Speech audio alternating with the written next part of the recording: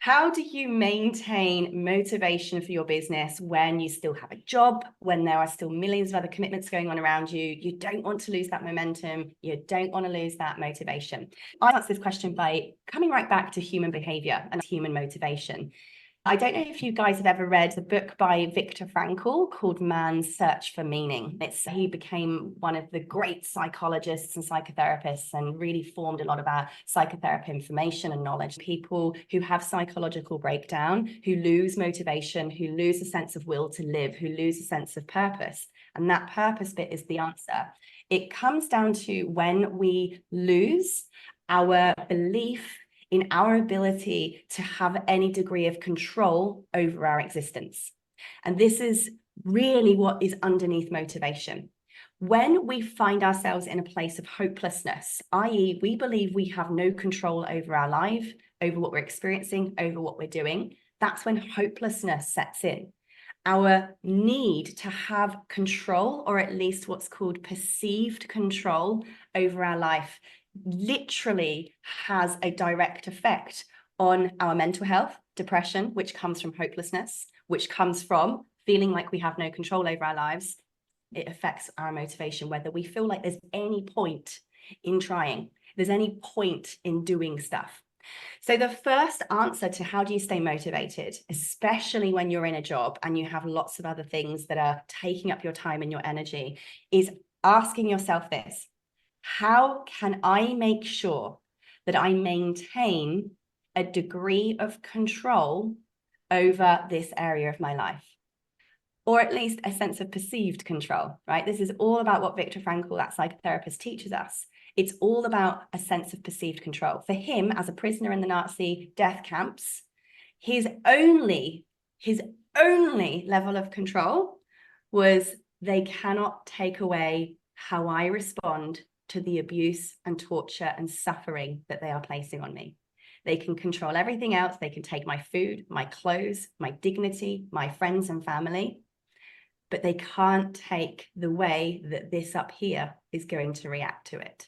That's the only thing he had left, but he used that as his sense of power over his life. He used that as his idea of his perceived control over his life.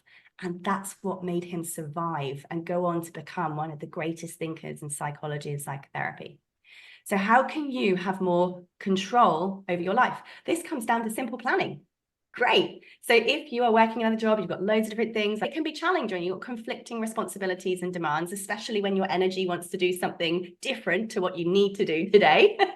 You have to say, okay, planning. I have a sense of control over my life when I get that 90-day plan out. I decide where I want to go, what I want to do. I break it down into micro tasks, and then I put tiny little weeny slots in my calendar and stay committed to keeping that appointment with myself to get something done. And this can be really small. And I know how this feels. I was the executive director and head of campus of a university. I was actually under contract to remove my business from online. But what could I control? I could still control my writing. I could still control writing about my topic, learning about my topic, and creating stuff that I could use and publish later. So that's one element. Bring back control. That comes down to planning. That's going to give you a sense of psychological control, which is what keeps motivation alight. The other thing that keeps motivation alight in any situation is getting these little hits of dopamine. We have to give ourselves dopamine hits. This is a biological cause of motivation. When something gives us a dopamine hit, this is the feel-good hormone, we do more of it. Our body biologically and chemically craves more of it, and we train our body over time. If we keep getting this dopamine reward from that activity, we train ourselves to enjoy doing that thing. And this can be obviously bad things like alcohol, drugs. Our body gets that dopamine hit. Our body wants more of that thing. So we do more of that thing to get more of that hit and eventually become an addict, right? We can actually use this biology to become addicted to the right things. If you're looking at what do I want to do? Where do I want to go? What result do I want? And you are breaking that down. You know, you might have 20 minutes in your lunch break. You might have an hour when you get home from work, where you have this little slot to give yourself a dopamine hit by progressing towards your goal. I have found when I can clearly see that I am moving towards my goal and I can tick the tiniest thing off, it gives me a dopamine hit. And that is what then gives you more motivation, that sense of progress, an increased sense of control, an increased sense of progression increases the motivation. So it all comes back to the planning, knowing where you're going, breaking it down to the 90-day plan, breaking the 90-day plan into a week's plan, breaking the week's plan into a daily plan, and breaking your calendar down into 60-minute sections. The whole point of this is that by giving myself this scheduled opportunity for micro wins, dopamine hits, it keeps my motivation up.